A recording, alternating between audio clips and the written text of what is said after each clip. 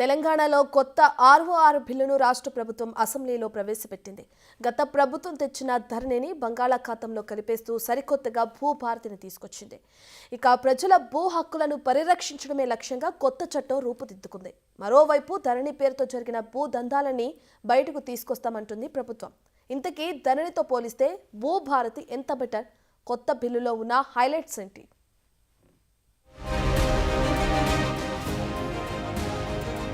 రేవంత్ రెడ్డి ప్రభుత్వం కొత్త ఆర్ఓఆర్ బిల్ను అసెంబ్లీలో ప్రవేశపెట్టింది. భూములపై ప్రజల హక్కులకు రక్షణ కల్పిస్తూ ప్రజల సూచనలు సలహాలతోనే ఈ కొత్త బిల్ను తయారు చేసింది ప్రభుత్వం. ఇటు ప్రజలు అటు మేధావులు నిపుణుల సూచనలతో తీసుకొచ్చిన బిల్ ఇదే.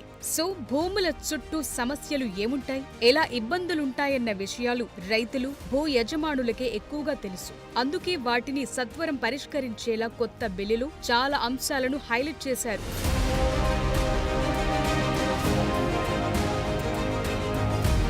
18 రాష్ట్రాల్లో ఆర్ఓఆర్ చట్టాలను స్టడీ చేసి దీన్ని తీసుకొచ్చారు.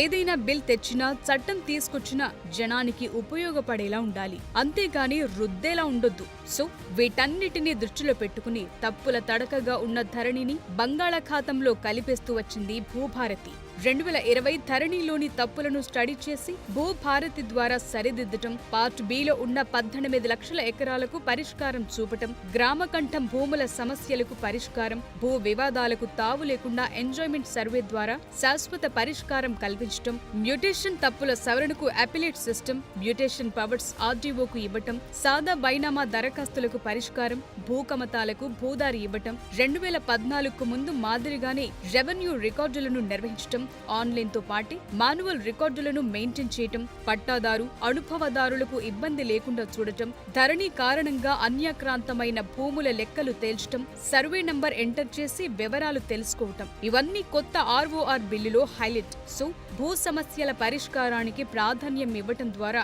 సామాన్యుల గోడు వినబోతోంది, వారి సమస్యలను పరిష్కరించబోతోంది భూభారతి చట్టం.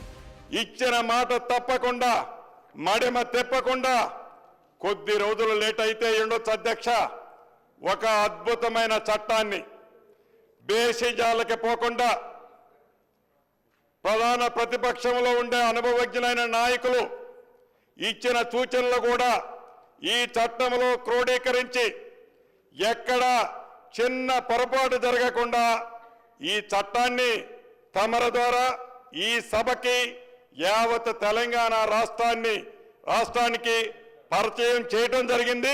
అటు ధరణి విషయంలో జరిగిన తప్పులను పూర్తిగా సరిచేయబోతున్నారు. ఇప్పటికే ప్రైవేట్ సంస్థ చేతుల నుంచి కేంద్ర ప్రభుత్వ రంగ సంస్థ ఎన్ఐసికి సాఫ్ట్వేర్ నిర్వహణ బాధ్యతలను రేవంత్ ప్రభుత్వం అప్పగించింది. సో ఇక్కడ పారదర్శకత మరింత పెరిగింది. ఇక ధరణి కారణంగా ఇబ్బందులు పడ్డ వారిని దృష్టిలో పెట్టుకుని భూ సమస్యలను వేగంగా పరిష్కరించడమే లక్ష్యంగా భూభారతి వచ్చింది.